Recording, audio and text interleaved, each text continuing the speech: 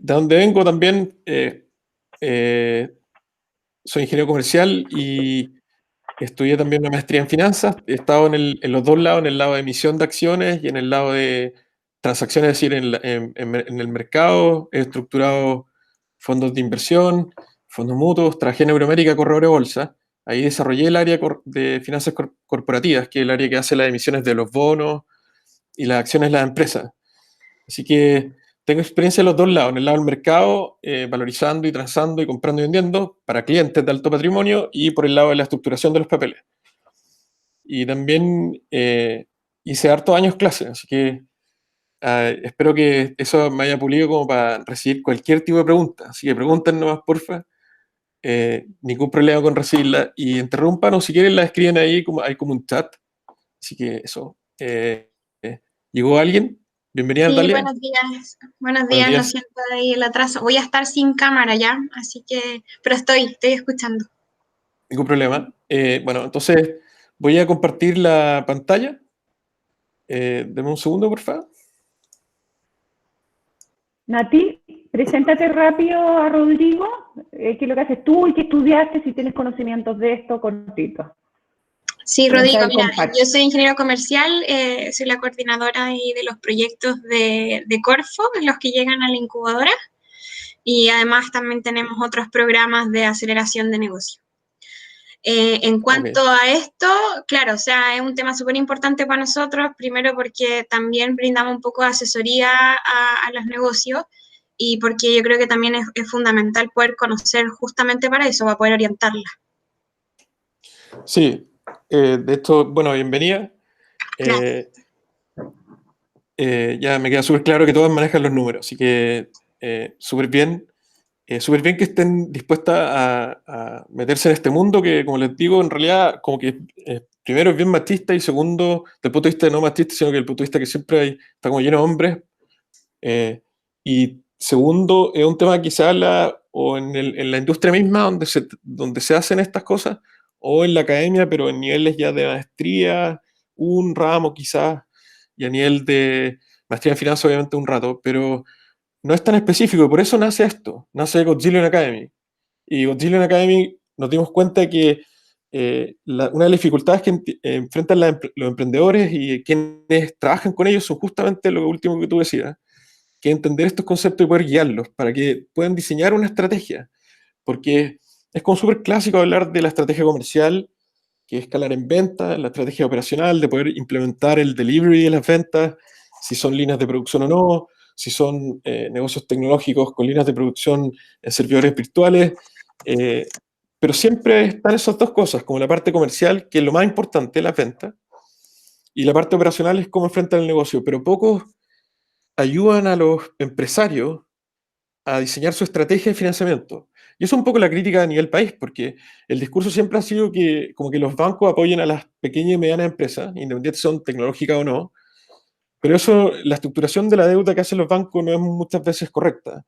Entonces, si uno pudiera decirle a un empresario, mire, existe la posibilidad también que pueda levantar capital, ¿sí?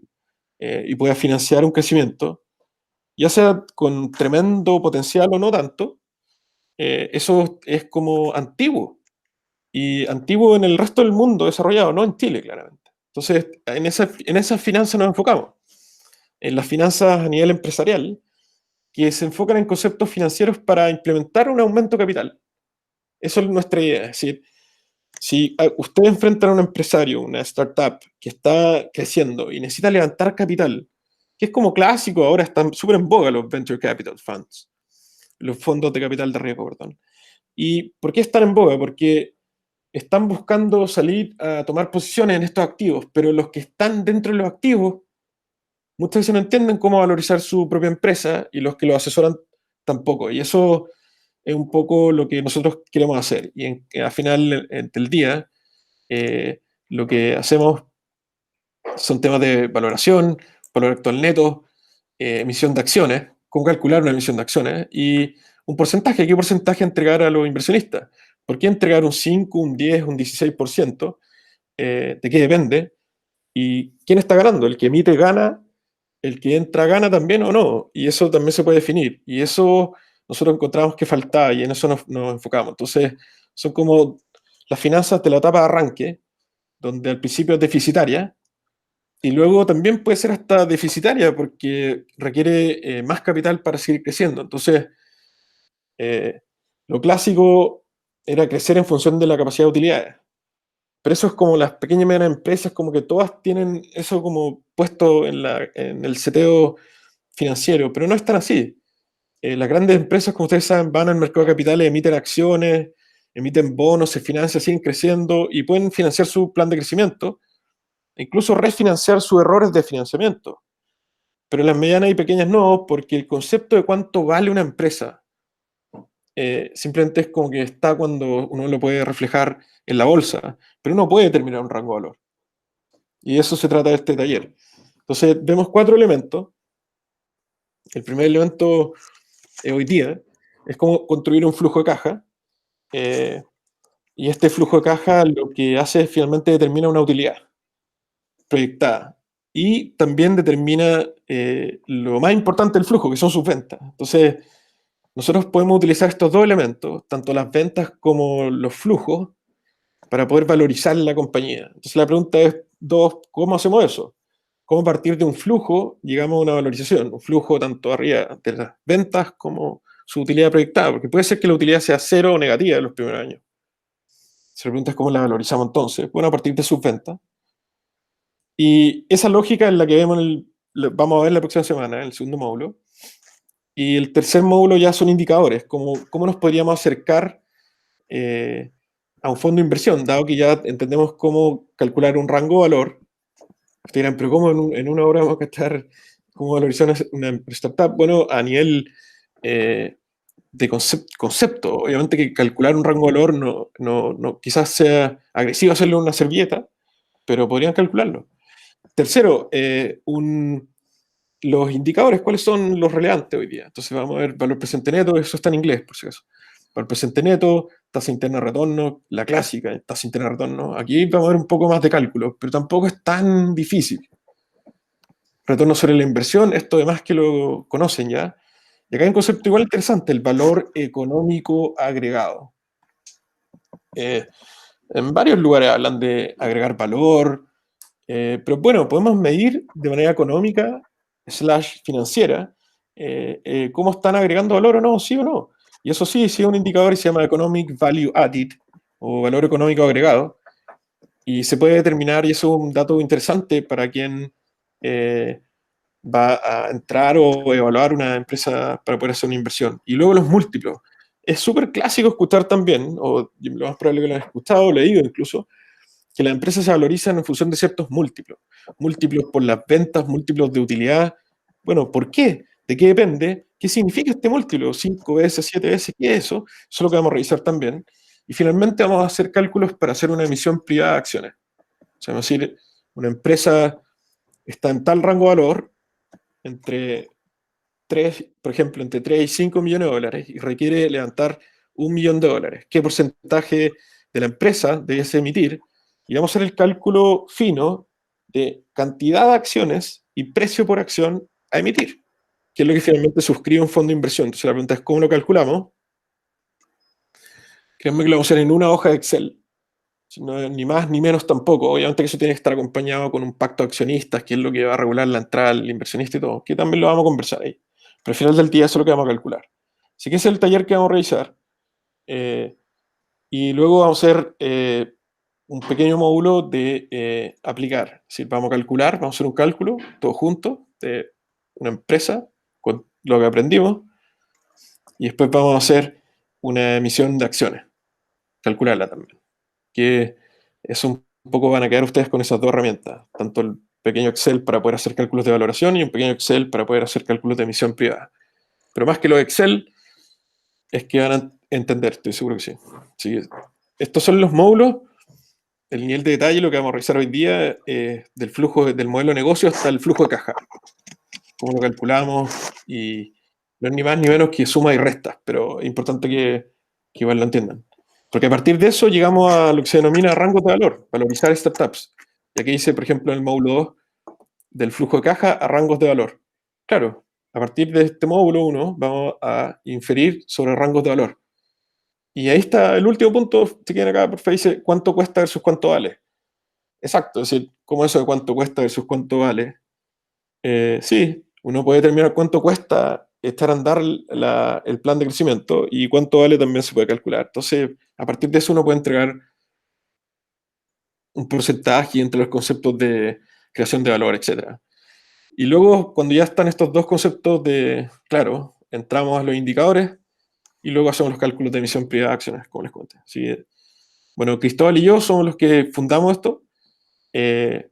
Acá está un poco antiguo. Ahora yo soy el gerente general porque Cristóbal está en la área de tecnología. No lo hemos actualizado, pero Cristóbal, igual que yo, somos ingenieros comerciales y los dos hemos hecho clase y nos gusta esto de tecnología y finanzas. Así que ahora estamos full finanzas en esto, en particular hoy día en Godzillion. Pero Godzillion lo que está haciendo es ingeniería financiera. Al principio fue una plataforma basada en blockchain, pero ahora ya les contaré después de eso, pero no quiero ocupar ese tiempo ahora. Así que vámonos a lo que nos convocó esta reunión hoy. Módulo 1. Entonces, cuando hablamos del modelo de negocio al mercado, es interesante darse cuenta de esto, que es capaz el empresario, bueno, a partir de su modelo de negocio, entender qué mercado está atacando y poder cuantificarlo. Es decir, de esta cuantificación, por ejemplo, el mercado es 1 billion o 1.000 millones de dólares. ¿Y qué porcentaje de ese mercado está tomando? ¿Bajo qué estrategia comercial? Y eso se denomina venta. Y eso es lo más importante de cualquier empresa. Porque es como un clásico. Cuando dice, ok, voy a valorizar tu empresa, dame tu última línea o la utilidad. Eso está bien. Pero ¿de dónde proviene la utilidad? De las ventas. Entonces, si nosotros vemos las ventas y abajo está la utilidad, entender, ok, ¿puedo valorizar a partir de la utilidad de una empresa? Sí. Pero ¿de dónde proviene la utilidad? Eso es lo más importante, de las ventas. Por lo tanto, mientras más estables sean las ventas que uno proyecta, no es que eso es lo que estamos hablando, estabilidad, que es todo lo contrario de la proyección quizás de ventas de una startup. Entonces, mientras más estables sean unas ventas, por ejemplo, en el caso, una sanitaria, más valiosas son. Es decir, están dispuestos a valorizarlas más veces o de una mejor manera que ventas no tan estables. ¿Y de qué depende la estabilidad de las ventas? Bueno, el riesgo donde está entrando, de dónde está entrando esta startup. Y ese riesgo, ¿de dónde proviene? Del mercado, de la industria donde está entrando. Entonces, es súper complejo poder defender una valorización, que todavía no hemos hecho ningún cálculo, pero de dónde proviene lo más importante de cualquier valorización son la proyección de las ventas. Por lo tanto, la estrategia comercial es un punto fundamental de cualquier propuesta de valorización financiera. Si no hay un sustento comercial, no hay una estrategia coherente que permita decir, este es el modelo de negocio, y a partir de este modelo de negocio atacamos este mercado, y a partir de este mercado tomamos tal porcentaje de las ventas con cierto precio y cierta cantidad, es poco probable que todo el resto del análisis sea relevante. Por tanto, cuando nos presentamos el fondo de inversión, lo primero que presentamos, por decirlo así, o algún inversionista, ¿son nuestra estrategia comercial? No. Pero eso es la segunda pregunta. Luego de que existe interés, van a preguntar cuál es el detalle de lo que ustedes están proyectando en las ventas, más allá de la utilidad y la lógica que nosotros hayamos hecho. Así que el primer punto es qué tamaño tiene el mercado al que apunto. Otro highlight que pusimos acá es cuál es la elasticidad de precio de mi producto y servicio. Es decir, ¿seré capaz de subir el precio y mantener la cantidad demandada? ¿Seré capaz de bajar el precio y aumentar la cantidad demandada mucho más que la caída en el precio? Y eso se llama pricing. No es tan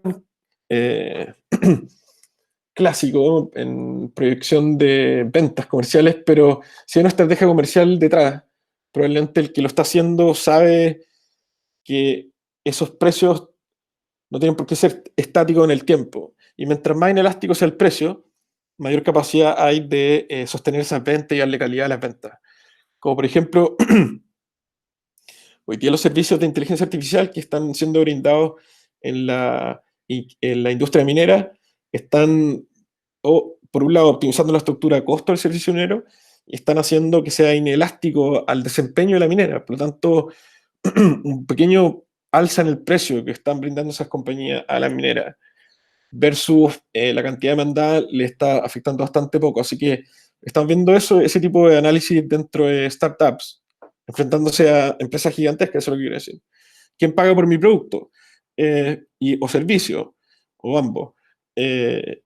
Son empresas, son clientes finales, como estoy haciendo esta logística de entrega de mi producto desde el punto de vista no físico, sino que desde la experiencia que yo hago en la entrega de este servicio o producto.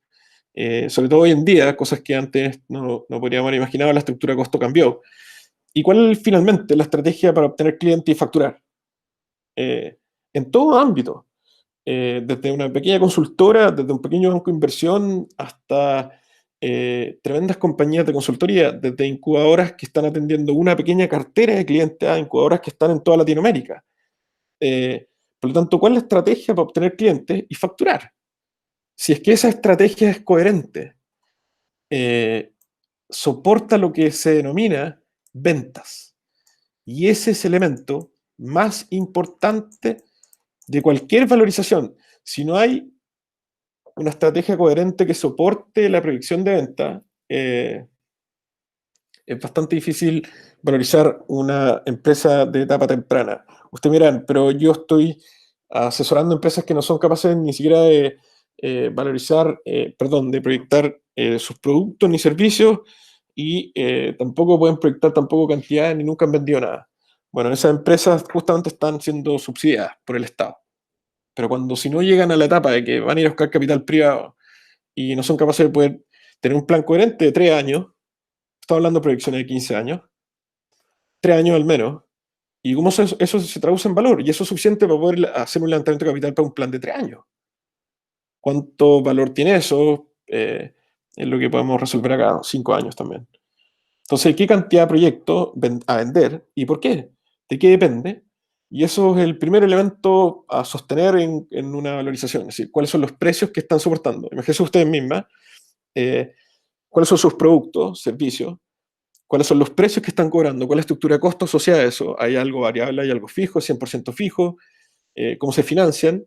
Si hay un subsidio o no hay un subsidio. Cada organización tiene una estructura de costo y eso es relevante en función de qué, de la cantidad vendida.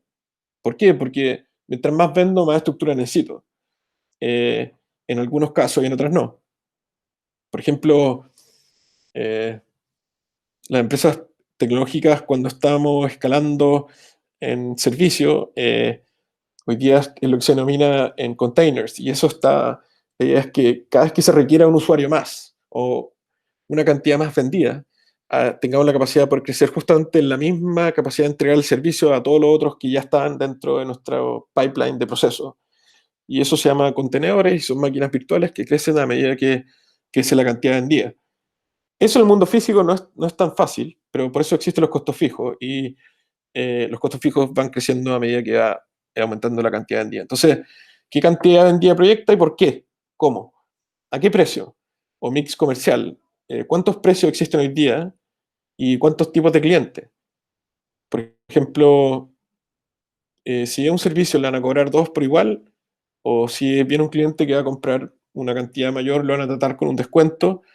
En todos sentidos, si es que, por ejemplo, una plataforma de servicios educacionales y tienen como cliente un colegio que tiene 100 alumnos.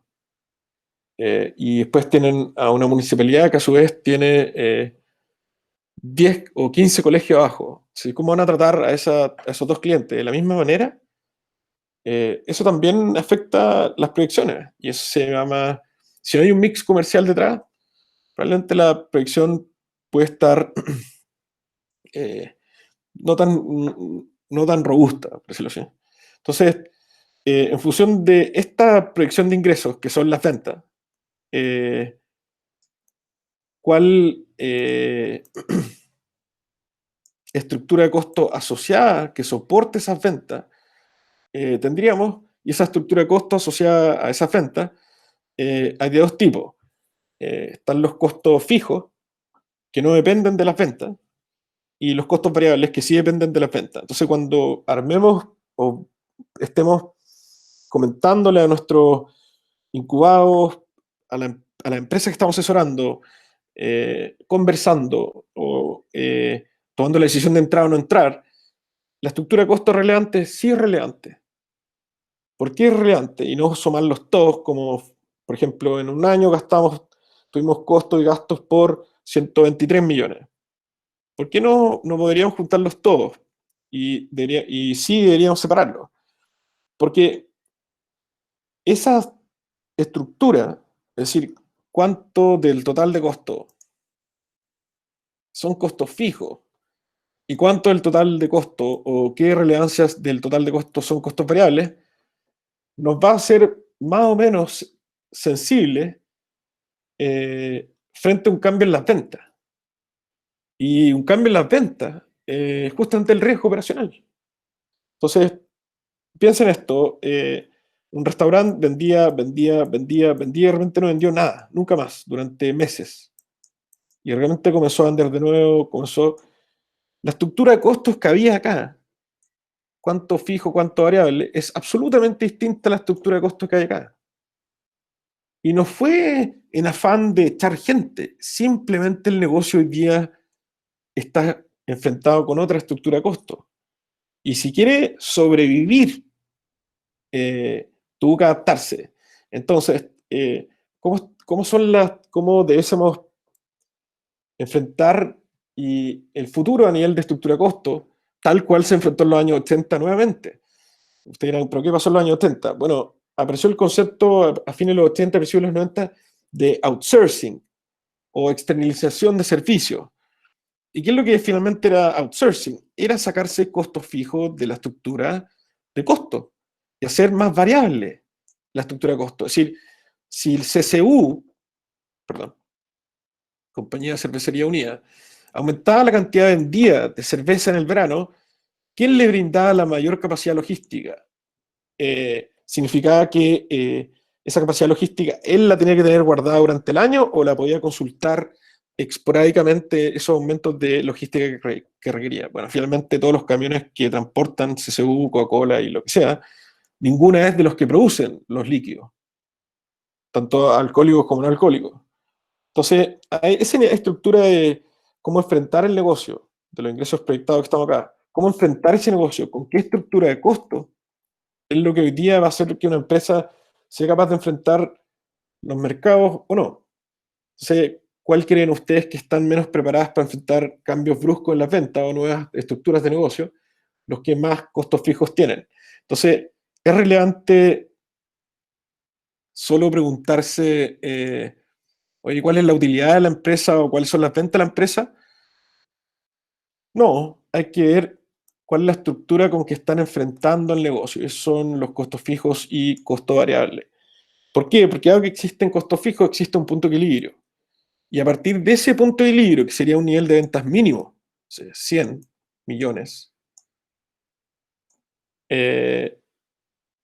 ¿cuál entonces es el nivel de ventas que estamos actualmente? Entonces, si estamos por debajo del punto de equilibrio, hay un déficit de caja, y estamos por sobre el punto de equilibrio, bueno, estamos con superávit, hay utilidad, pero hay una estructura que nos hace sensible que si caen las ventas, dado que hay costo fijo, podríamos nuevamente estar debajo del agua.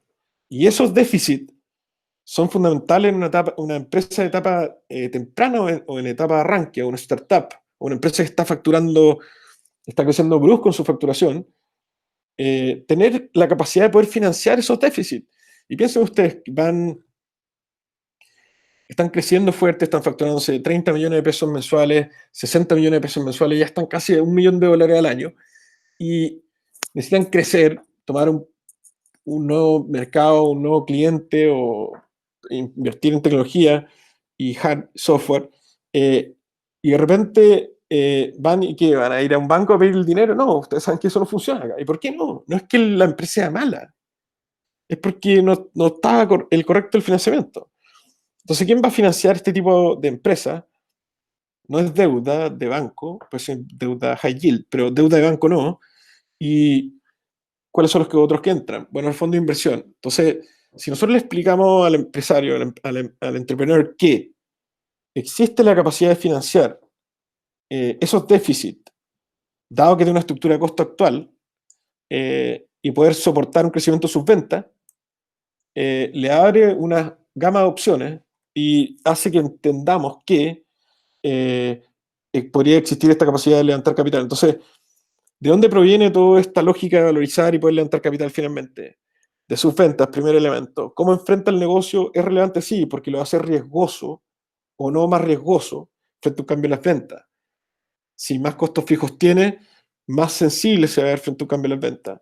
Mientras más costos variables sea, mucho más elástico va a ser frente a un cambio en las ventas. Y eso va a definir finalmente aspectos de riesgo del mismo elemento con que valorizamos. Y eso le va a dar, como les comentaba al principio, más o menos valor a las ventas o a los flujos que determinemos. Entonces, ¿cuál es el flujo a determinar o cuál es el cálculo que tenemos que hacer?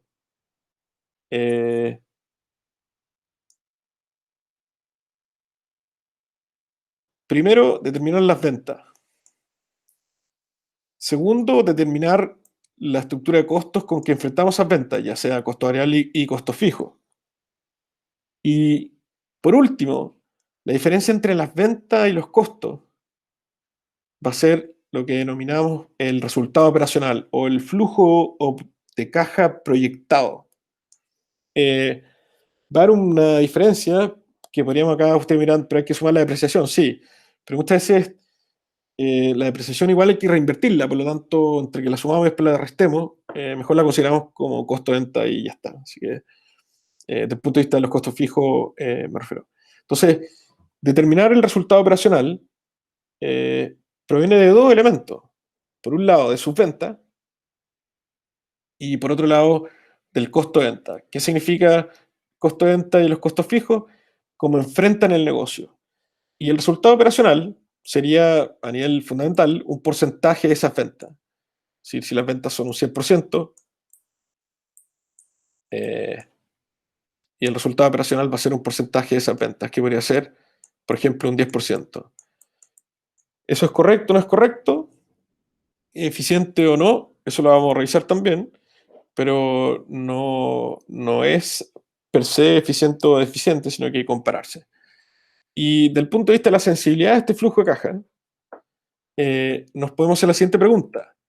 ¿Qué tan sensible es este resultado cuando cambian las ventas? Por ejemplo, si las ventas caen en un 10%, el resultado operacional cae más o menos de 10%.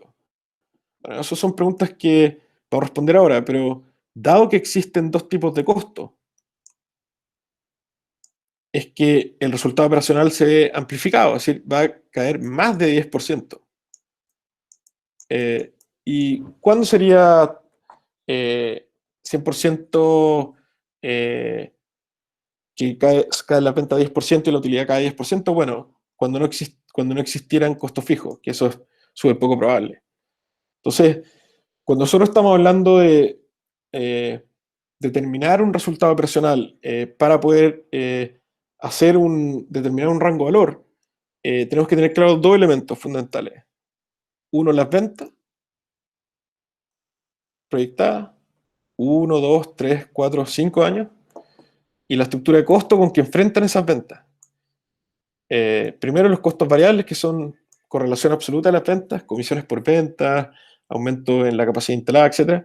Y los costos fijos, que son principalmente colaboradores que no dependen de las ventas. Si hayan venta o no hayan venta, igual hay que pagar la estructura de costos fijos. Antiguamente era como el clásico costo fijo, también eran las oficinas, pero hoy en día, perdón, las oficinas, pero hoy en día ya más o menos está claro que no sé si se van a arrendar todas las oficinas que había y todas las organizaciones vamos a ocupar todos los espacios físicos que se habían destinado para estar como en módulos o trabajo. Todos hemos tenido la experiencia, así que hemos estado enfrentando este cambio claramente. Entonces, la estructura de costo es relevante a una empresa, es absolutamente relevante. Segundo, ¿por qué? Porque mide la sensibilidad de un cambio en las ventas, es decir, qué tan riesgosa es la utilidad, por ende, qué tan valiosa es. ¿Y de qué depende un cambio en las ventas? Bueno, del mercado o la industria donde esté. Y eso es a nivel macro, ya de dónde viene usted, de qué mercado. Y esos elementos son fundamentales hoy día para hacer un cálculo de lo que se denomina un flujo de caja, que no es ni más ni menos, como estamos viendo acá, la diferencia entre las ventas que dependen de un mercado, precio y cantidades, y la estructura de costos que enfrentan este negocio, que puede cambiar.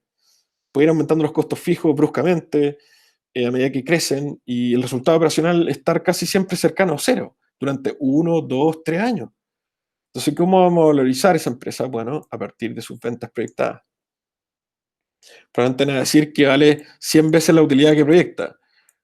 ¿Por qué? Porque están valorizando fundamentalmente las ventas. ¿Y por qué tiene estructura de costo que le hace casi que la utilidad sea cercana a cero? Bueno, porque estás financiando el crecimiento de sus ventas, por ejemplo. Así que eso es, por un lado, el cálculo de flujo de caja operacional. ¿Por qué es relevante? Porque eso determina valor. Entonces, acá hay un pequeño ejemplo donde vamos a determinar déficit y luego crecimiento. Entonces, el primer ejercicio es un ejercicio que podríamos decir puede ser un trimestre, puede ser un semestre, un año, puede ser un mes, puede ser una semana. Esto. Así que lo que me interesa acá es que como puedan ser capaces de entender de qué se trata un déficit y cómo financiarlo. Eso es lo que me interesa. Sí, voy a hacer algo. Acá está. Ya. Entonces, el primero es un ingreso por venta proyectado de 20. Este ingreso proyectado de 20 tiene una estructura de costos relevante a esos 20 de 12, que significa... Perdón. Disculpen, se acopló acá. Ahora sí, disculpen. De 12 significa que el 60% de esas ventas es costo variable. Y ese 60% representa hoy día 12. Eso es la relación de ingresos sobre costo de venta. Hay empresas que tienen súper poco costo variable y casi todo es costo fijo. Esas empresas son principalmente aquellas que pueden soportar eso, que son empresas de alta calidad en las ventas. Pero si no hay alta calidad en las ventas, existe la posibilidad de que, y si tienen altos costos fijos, de que potencialmente puede desaparecer.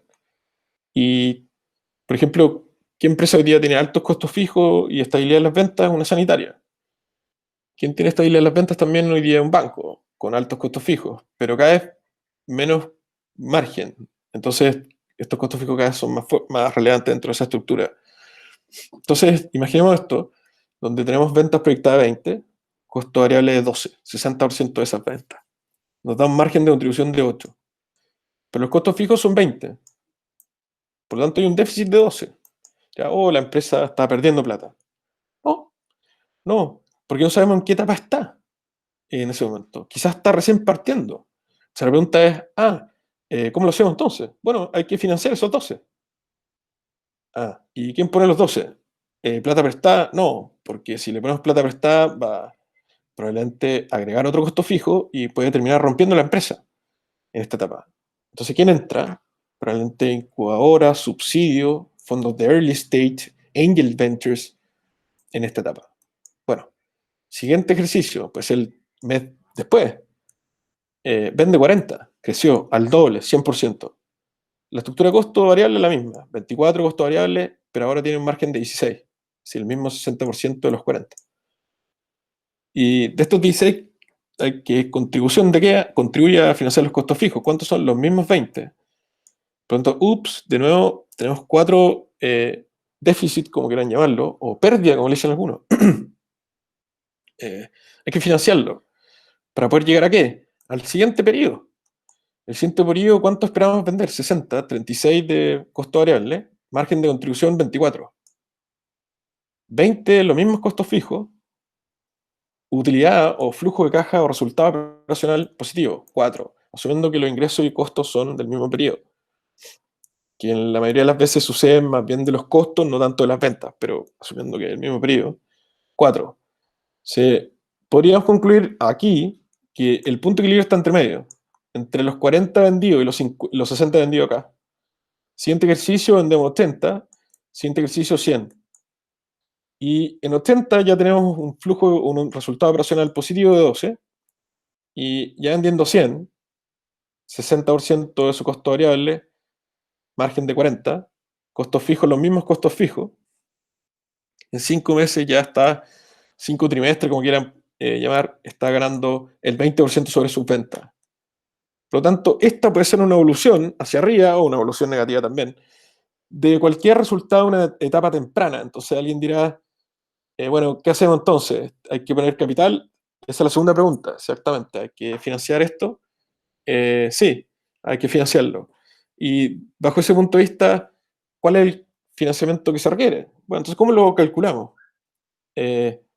Lo calculamos primero preguntándonos cuál es el punto de equilibrio, para saber en qué momento ya empezamos a generar flujo de caja. Acá intuitivamente ya lo estamos viendo, y luego sumar cuáles son los déficits de cada periodo, y ahí tenemos el acumulado, y eso si colocamos toda esa plata al principio, por definición deberíamos estar financiados hasta llegar a ese punto. O sea, el primer cálculo del punto de equilibrio, como les comenté, ¿y cómo hacemos ese cálculo? No es tan difícil, pero tenemos que tener súper separados los costos fijos y variables. Entonces, si acá los costos fijos son 20 millones, la segunda pregunta es, bueno, ¿cuál es la razón de contribución o el margen de contribución? ¿O qué porcentaje de mis ventas son inmediatamente costo de venta o costo variable? Y restando eso, ¿qué porcentaje de esas ventas es margen, en otras palabras?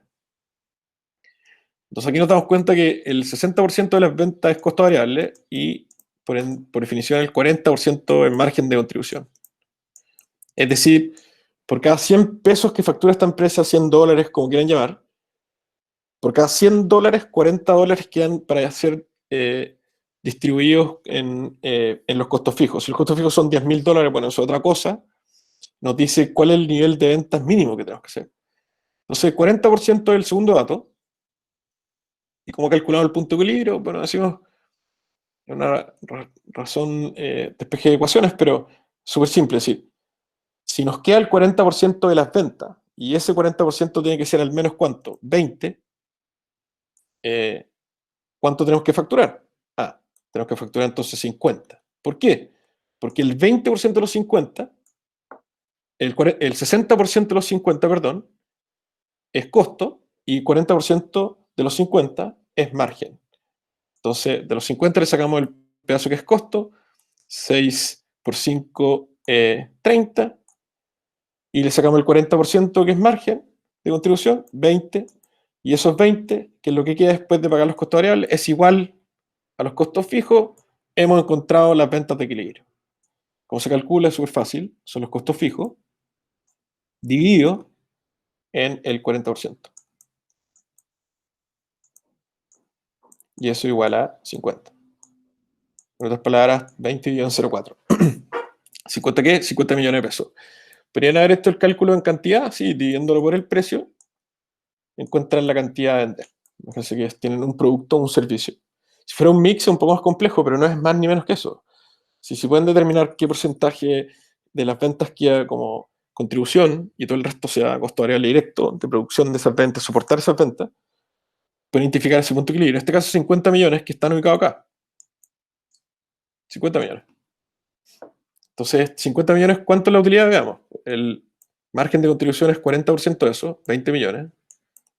Los costos fueron 30. Y acá los costos fijos son 20. ¿Cuánto es la utilidad? 0. Ese es el primer cálculo.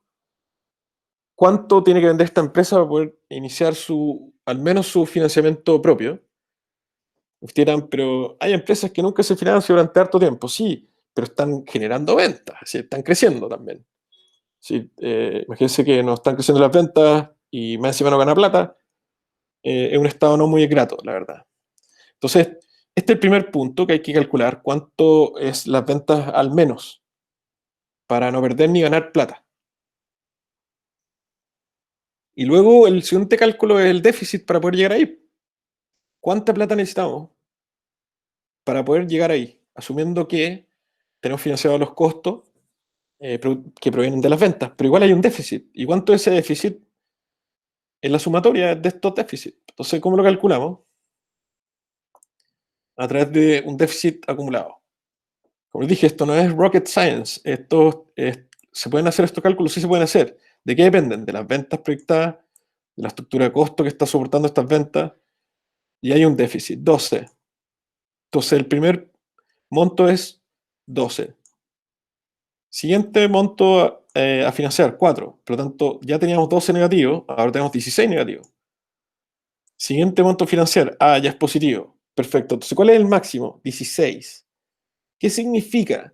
Que si nosotros colocamos 16 millones partiendo la empresa, el día cero, entre comillas, acá, ¿cómo pasa toda la caja? Bueno, se facturan 20, se pagan 12 en costo variable, 20 en costo fijo, quedan 12 negativos, teníamos en Money Market 12, le colocamos 16, perdón, 16 positivos, y quedan 4 donde los colocamos en Money Market de nuevo, toda la ecuación de la caja, faltan 4, pero como teníamos 4 positivos acá, 0.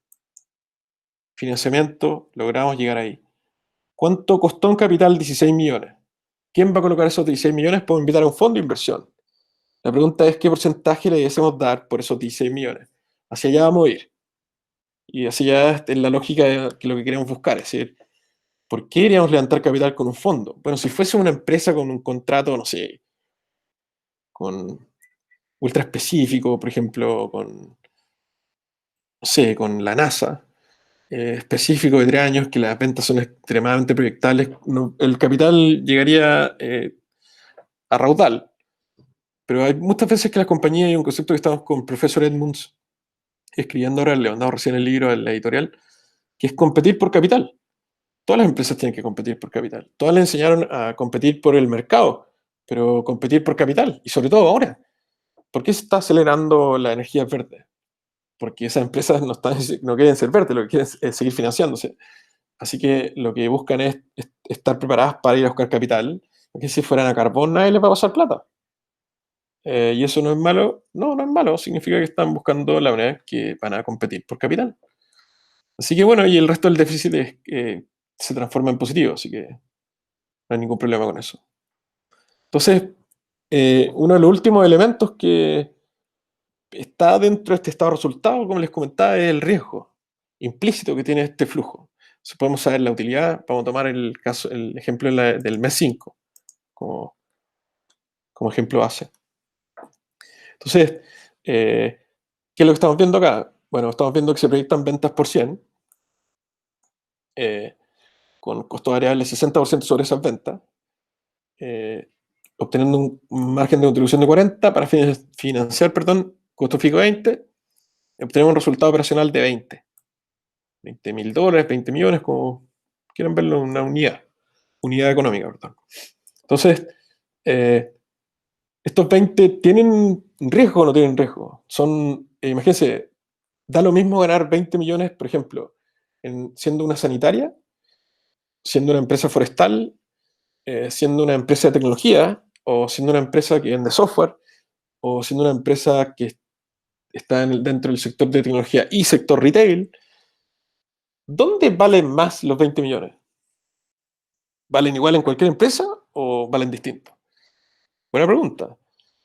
Mientras más riesgoso sea la empresa, menos vale ese flujo, porque es más incierto. ¿Cuál es la probabilidad de que exista ese flujo de caja? ¿Y de dónde proviene este flujo, este resultado? ¿Sí? Perdona que te interrumpa, pero respecto a eso, ¿dónde es más riesgoso? Claramente Chile, a diferencia de otros países o de startups de otros países como Estados Unidos o Europa, pasa que una startup válida es una startup que es mucho menos riesgosa, a diferencia de lo que podría pasar en Estados Unidos con algún tipo de emprendimiento exponencial, ¿cachai? O en Alemania o en Israel, que mientras más riesgosas sean, valen mucho más también. No sé, pensando en Notco. Sí, pero hoy día Notco partió en Chile y ahora está en otros mercados ya. Tipo, Por eso, ahora es menos riesgosa. que antes. Ahora es menos riesgosa, pero cuando Por partió era ende, riesgosa. más valiosa. ¿Ya? Dado que es menos riesgosa, es más valiosa, puede levantar más capital por menos porcentaje, que es la Ya. serie que acaba de cerrar. Antes levantó, no sé, $1 millón por un porcentaje X y ahora está levantando $80 millones por un porcentaje quizás menor a X.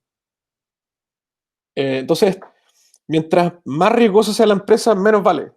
Ya, Más difícil levantar capital va a ser, por definición, porque es más riesgosa, menos probabilidad de éxito hay, menos probabilidad de que las ventas se concreten, menor probabilidad también hay de que la estructura de costos que están proyectando tomar para enfrentar el negocio sea la real. Muchas de esas cosas van a cambiar. Por lo tanto, mientras más incipiente sea la empresa, menos valiosa. O sea, la pregunta es por qué NotCo hoy día se levantó $80 millones, por ejemplo, por el 20%. Significa que está valorizada en $400 millones. ¿Y por qué cuando partió no la valorizaron en 400? Porque el valor tiene etapas. Y eso es un poco lo que vamos a entender acá también. Es decir, ¿por qué una compañía puede ir creciendo en valor? ¿De qué dependen esos rangos de valor?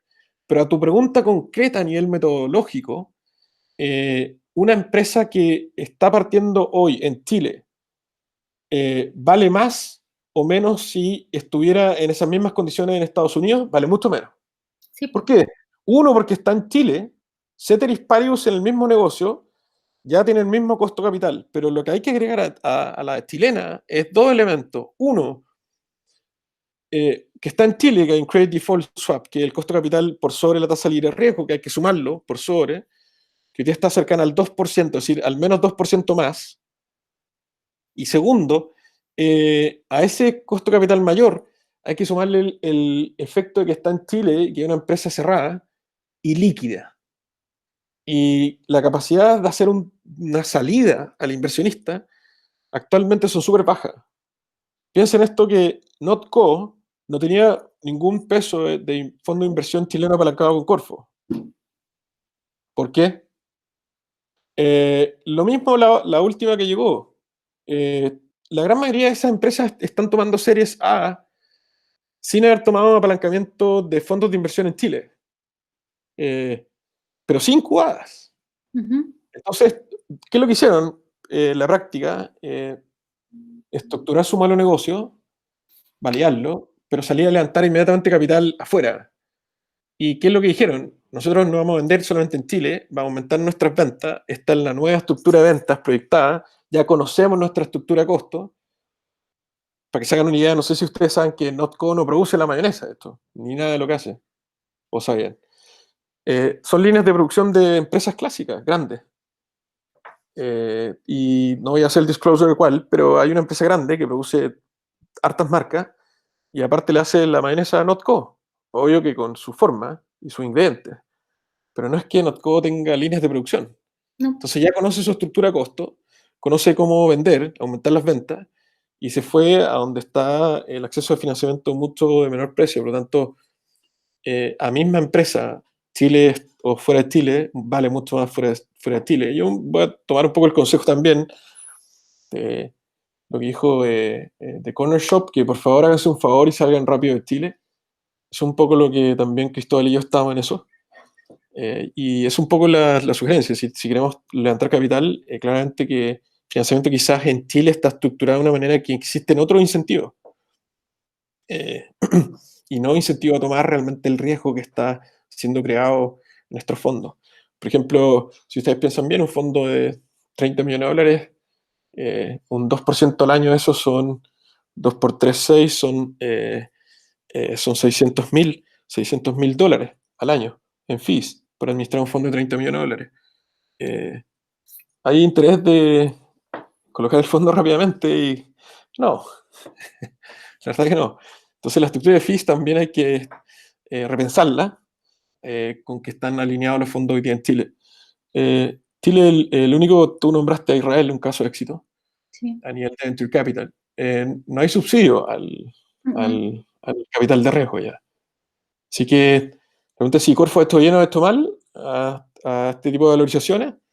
No, eso está por verse. Yo no tengo la información a mano y no soy quien para juzgarlo. Lo único que estoy diciendo es que los que están yendo a buscar capital afuera no han tenido la experiencia de levantar capital en Chile habiendo esto desde el año 2000.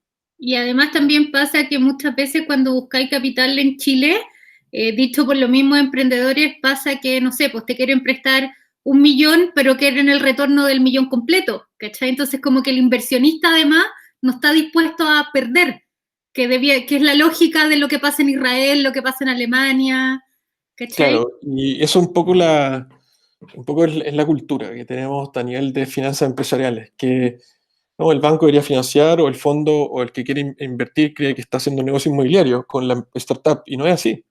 Es decir, y por lo mismo ese tipo de capital no es entrar en este tipo de empresas. Así que, por otro lado, ¿son buenos los fondos en Chile o son malos? Yo tampoco estoy diciendo ni si son buenos o son malos. Lo que estoy diciendo es que la estructura que están solicitando hoy día es con ventas prácticamente con un nivel de riesgo bajo y por ende de alta calidad.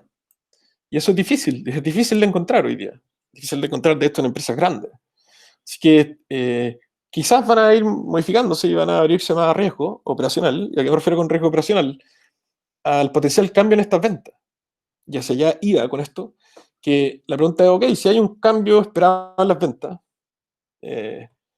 y la pregunta es, bueno, ¿qué tan sensible es la utilidad que tengo acá proyectada? Y esa sensibilidad nos va a dar qué tan estable finalmente es esta rentabilidad esperada. Justamente un poco lo que decías tú, de, ok, imagínense que alguien coloca 100 millones en esta empresa, y en otras palabras va a decir qué porcentaje de esos 20 son míos y páguenmelo como dividendo. Eso es un fatal error. ¿Por qué es un fatal error? De esto lo comentaba hace poco con dos empresarias, entrepreneurs, y estaban proyectando un pago de dividendo. Y me sonreí. Y una de ellas me dijo, pero no, si estoy proyectando el 30% legal. Ya está bien. El 30% legal de las utilidades, ¿las van a reinvertir o las van a repartir? Es decir, ¿qué están buscando? ¿Crecer o no crecer? Si, en función de eso está la decisión de repartir o no repartir dividendos. No está en función de una ley. No porque hay que repartir el 30 lo van a repartir. Eso es para proteger al minoritario cuando queda atrapado en una compañía. Pero si ustedes son dos empresarias que quieren crecer, existe la alta probabilidad que esa plata la van a tener que volver a invertir, ya sea en costo o en inventario, etcétera, o en marketing. Y claro, le hizo sentido y ya sacaron la línea del pago de dividendos. O en otras palabras, le agregaron dividendos, reinversión. Y eso es parte de la lógica de qué tan sensible es esta utilidad. Y la sensibilidad de esta utilidad está implícita en la estructura de costo. ¿Qué tan variables son las ventas? ¿Qué tan variable es la utilidad? Y esta estructura de costo, dadas las ventas, obviamente nos dice la sensibilidad de cómo lo calculamos, el grado de apalancamiento. Pero yo he escuchado lo que era apalancamiento financiero, sí.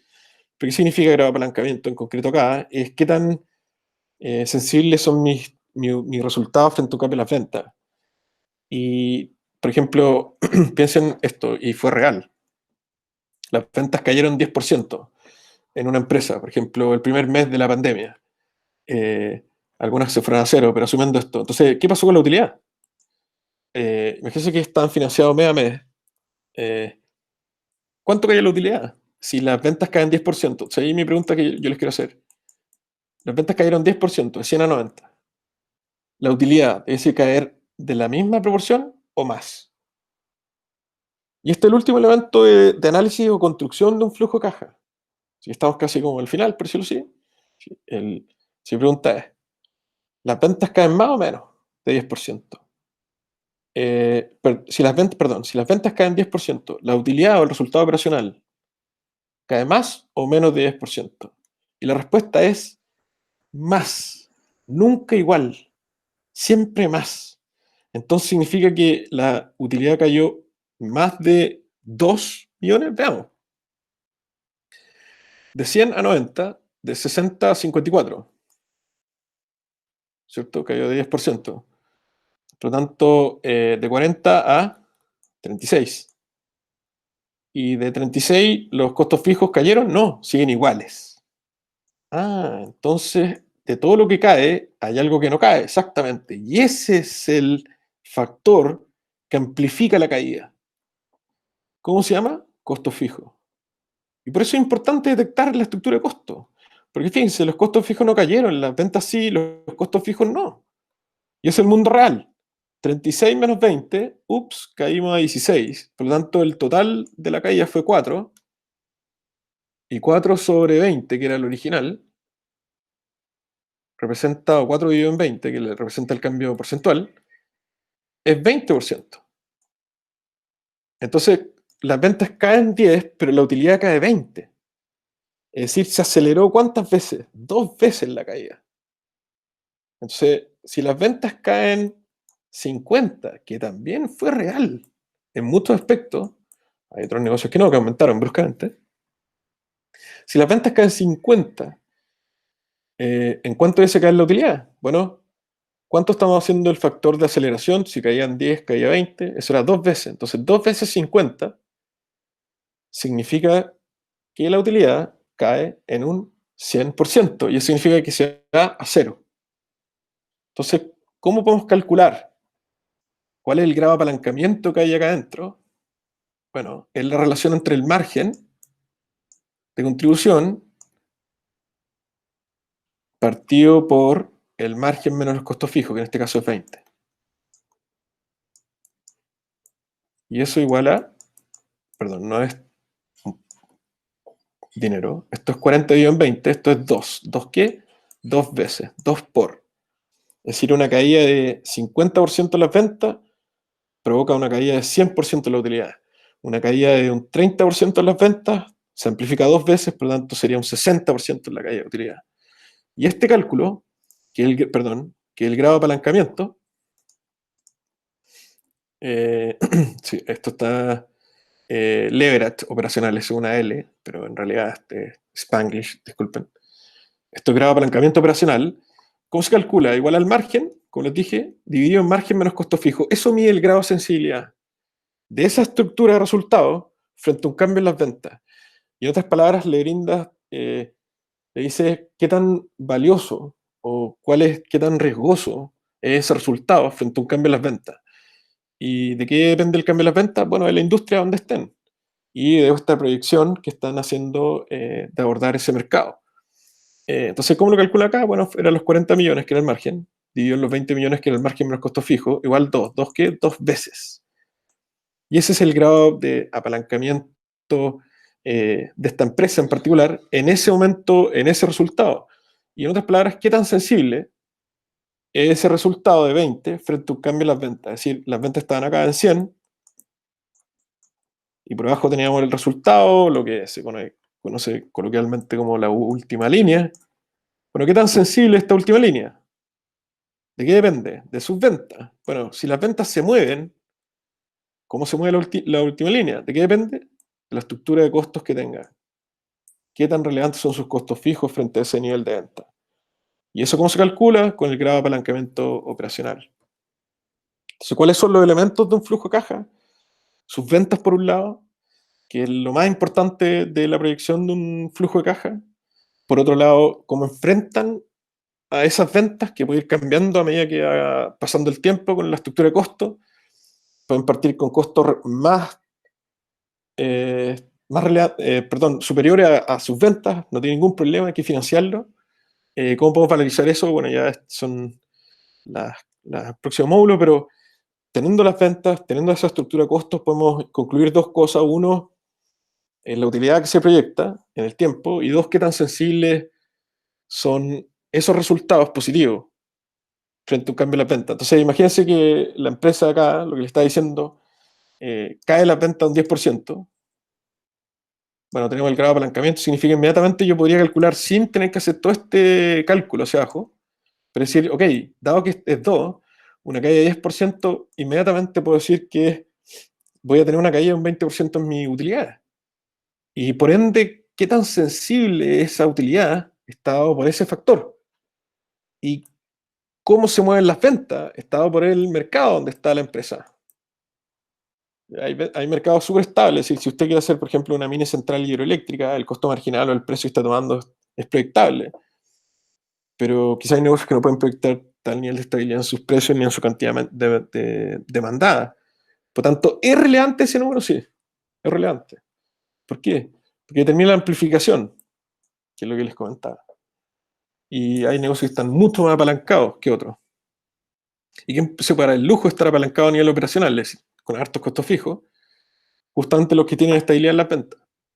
Los que no tienen estabilidad en las ventas o están financiados con capital de riesgo o bonos high yield,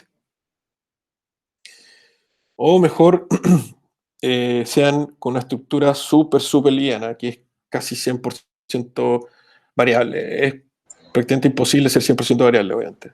Rodrigo, Pero, sí. te hago una consulta. Entonces, ese factor, para poder redondear yo la idea, ¿va a depender del tipo de industria o un factor que se usa comúnmente para hacer estas proyecciones? Buena pregunta. Ese factor no depende de la industria. Depende del nivel de ventas que tenga la empresa y la estructura de costos. Porque podría haber una empresa, por ejemplo, en esta misma industria, que te esté vendiendo 100, por decir algo, y tenga costos variables por 50, que ya tiene un margen de 50, y tiene costos fijos por 30, y gana 20. Y hay otra empresa que está facturando 100, pero tiene un margen de contribución mucho menor, perdón, 70, tiene un margen de contribución de 30 y costo fijo de 20. El grado de apalancamiento de ambos es distinto, producto que tienen resultados distintos. Si es que las ventas caen acá y las ventas caen acá, el factor en la utilidad es distinto el cambio. Por lo tanto, por ejemplo, y esto lo podemos ver súper bien, en la industria de los supermercados. Antiguamente, ahora ya están más mimetizados, pero antiguamente, si en Chile iban a un Jumbo, podían encontrar productos de una gama levemente superior o diferenciados, con precio superior y márgenes de contribución superiores, a lo que era un líder, que era prácticamente productos, no tanta diferenciación de productos, obvio que era harta, pero no tanta diferenciación de productos, precios más bajos, márgenes de contribución más bajos. Y ambos supermercados o empresas de supermercados tenían prácticamente la misma estructura de costo fijo. Entonces, una está enfrentando el negocio con una estrategia distinta a la otra.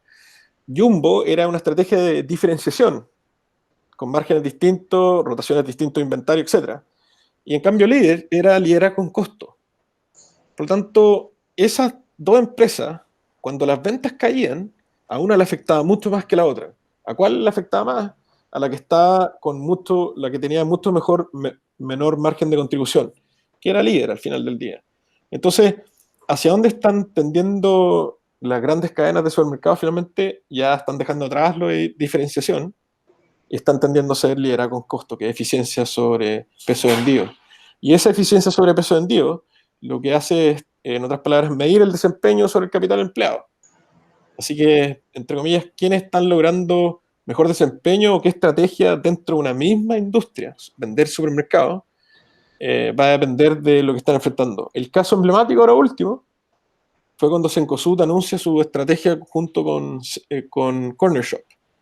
Y el precio de la acción sube 3%. 3% del valor de esa compañía es gigantesco. Es como que aumentó mucho más de lo que vale entero Cornershop. Como que si hubiese comprado a Cornershop. Entonces, ¿cómo está enfrentando Cencosud hoy día la estrategia a nivel comercial con una estructura de costo distinta? ¿Por qué? Porque también estamos viendo que Cencosud está ampliando está ocupando tienda que antes tenía de frente a clientes, ahora la está ocupando, como se denomina, tienda oscura, con una estructura de costo distinta. ¿Y para qué? Porque está vendiendo con otro canal, que es el canal digital. Y en función de eso, la estructura de costos son distintas y por ende puede ser que hayan dos empresas que están en la misma industria, pero con estructura de costo distinta, por ende, y aquí con esto termino, con grado de apalancamiento distinto. ¿Y cuál va a estar más preparada para un cambio de las ventas, que va a caer igual para todas? La que tenga menos costos fijos, claramente, eso por definición. Súper claro. Oye, Rodrigo, yo tengo una pregunta que es bien básica, pero Lo que No, no hay pasa, bueno, problema. nosotros estamos siempre enfrentados a estar evaluando proyectos, ya que nosotros tenemos que evaluar su flujo, etcétera, todo esto que tú nos estás contando. Y cómo nosotros podemos validar un poco la proyección de las ventas que estos proyectos nos presentan, porque obvio que depende de la estrategia comercial de cada uno, también de la contingencia, etcétera, etcétera, pero hay como algo estadístico, algo que nosotros podamos como basarnos, guiarnos para poder validar estas proyecciones de cada una de estas startups que se nos presentan. ¿Cómo lo hacen ahí ustedes? Bueno, buenísima la pregunta. De hecho, lo más valioso de todo este elemento es justamente lo que estás preguntando tú. Y de dónde podemos sostener valor al final de que la proyección tiene una cierta coherencia. Justamente el análisis que tenga la persona para implementar esa estrategia comercial. ¿Cuál es el plan de acción?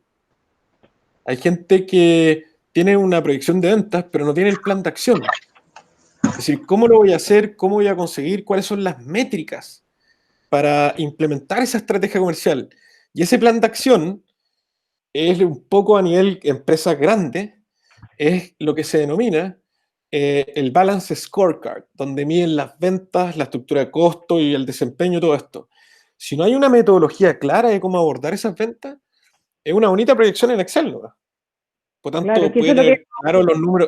puede tener claros los números del mercado, puede tener claro su estrategia comercial, cómo lo va a hacer, pero el plan de acción, del punto de vista de cómo capturar cliente el mes 1, mes 2, mes 3, si eso no está claro, es una bonita lista de deseos, ¿no?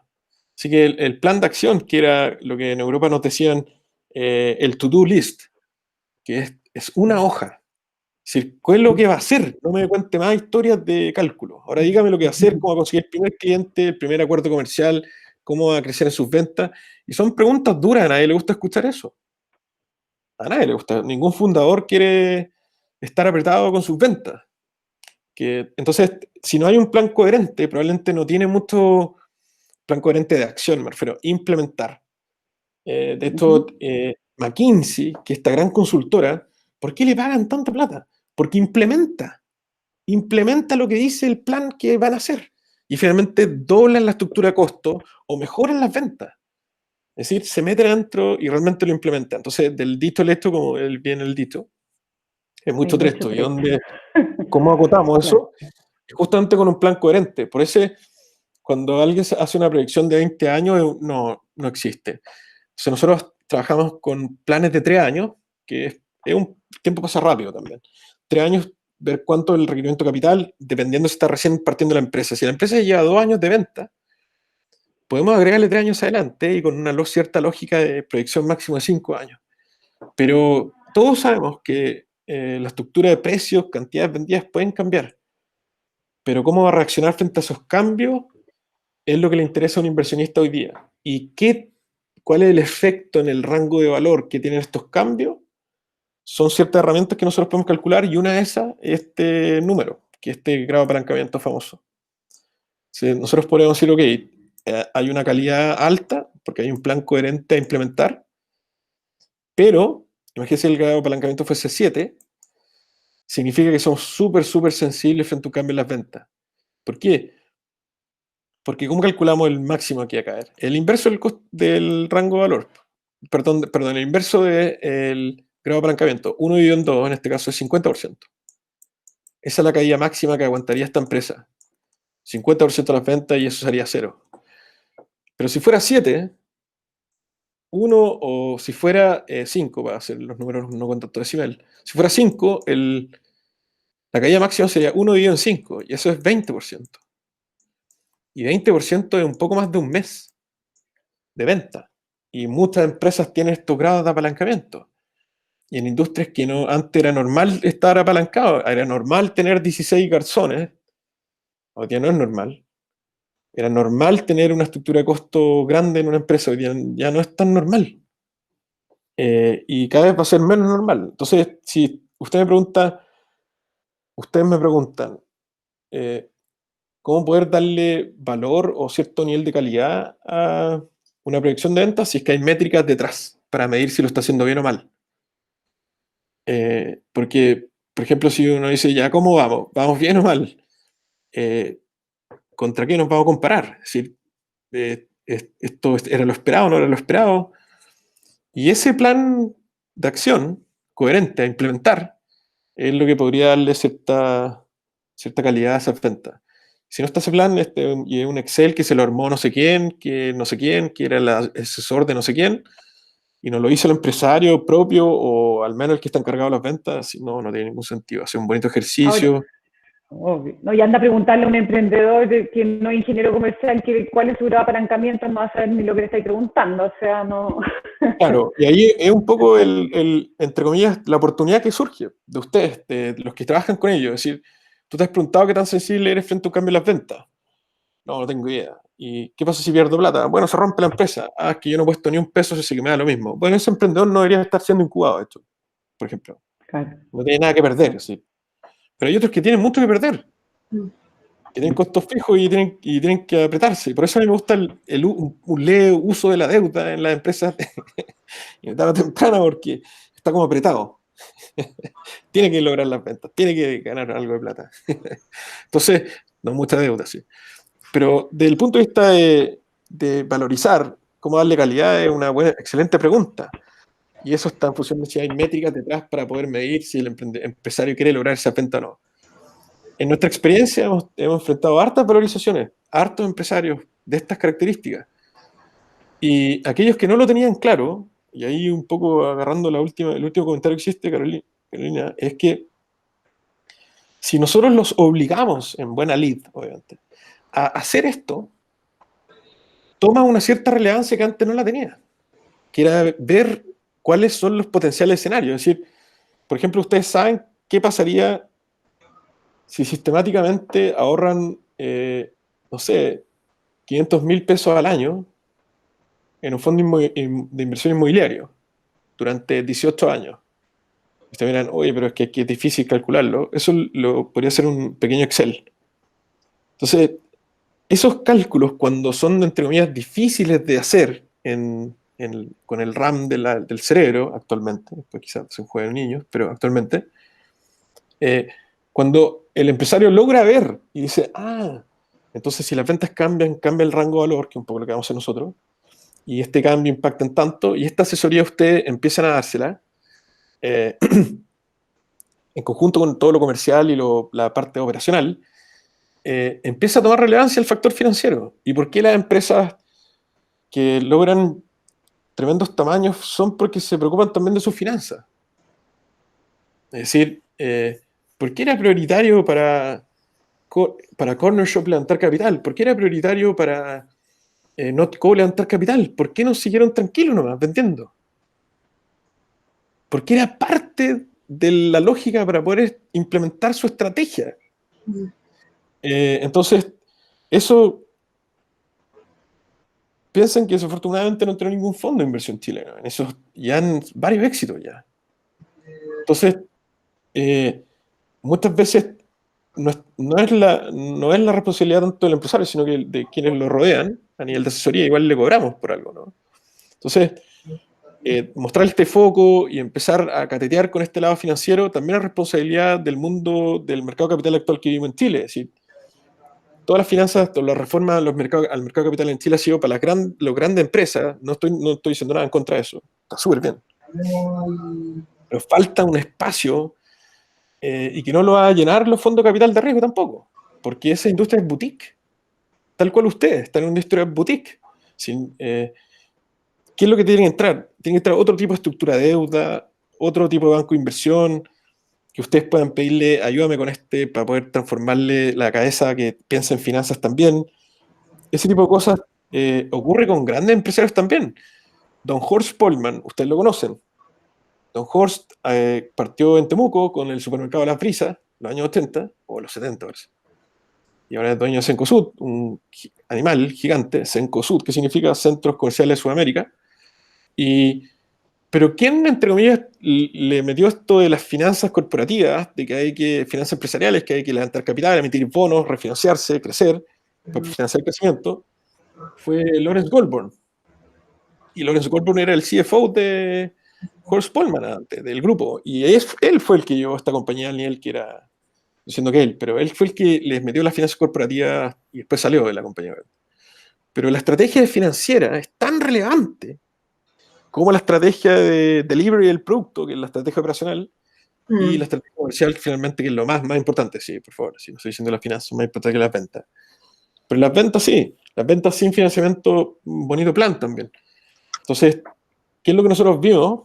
Por eso nos metimos a hacer esto, y lo pasamos bien, es contar esta historia a nivel técnica. Esto no es rocket science. Esto se puede entender. Obvio que es una elite. Si trabajé ahí, no son 16.000 personas que trabajan en investment banking en Chile. Son pocos. Y esta información, cuando el fondo de inversión trata de ir a hablar con un entrepreneur, el entrepreneur no tiene idea de qué depende el rango de valor de su empresa, ¿cómo creen que se van a encontrar las puntas? No se van a encontrar.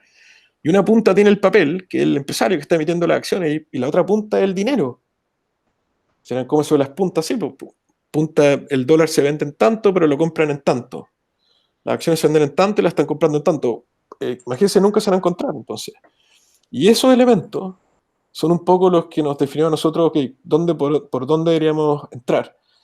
Deberíamos entrar a quizás explicar todo esto al principio, y eso fue lo que hicimos con Godzilla Academy. Así que ese era el módulo hoy día. Igual yo sé que tienen hartas preguntas, pero la idea es que vayamos avanzando a poco, vayamos masticando todo también, pero después se van a acordar de mí, van a cachar cómo se hace, y es entretenido cachar, así que lo van a hacer bien. Sí, para nosotros poder analizar la startup desde este punto, que la verdad que nunca lo hemos hecho, salvo mirar el flujo, pero un análisis más profundo nunca lo hacemos, creo que es súper importante. Así que súper claro, Rodrigo, un millón de gracias. Sí, tenemos millones de dudas, pero yo creo que a medida que avancemos, puedo ya en las últimas clases más prácticas ir preguntándolas también.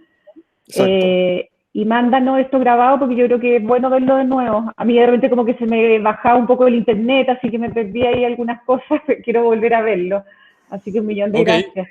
No, al contrario, yo lo voy a editar, y una vez que lo edite, si es que tiene algo, no, voy a revisarlo, si tiene alguna cosa que editar, si no lo subo, y les mando el link, y ustedes si quieren lo bajan o va a quedar acá, de hecho, en el link de la reunión. Pero si es que hay que editarlo, lo quieren ver de YouTube, yo lo voy a dejar en un link puesto para que lo revisen miles de veces y no tengan que ocupar todo el RAM, perdón, todo ese tamaño en el disco duro, por si no quieren guardarlo. Perfecto. Bueno. Gracias. Súper claro. Porque esté muy bien. Gracias, Rodrigo. Nos vemos el otro. ¿Cuándo sería la próxima? Ya se me fue. El otro jueves. El otro jueves. El otro jueves, sí. ya. Sí. Eso. Ahí vamos a entrar ya, vamos a agarrar el flujo caja y vamos a ocuparlo para valorizar. Ya, buenísimo. Ya. Un millón de gracias. Gracias. Ya, que estén bien. Chao, chao. Igual, Chao. gracias, adiós. Chao.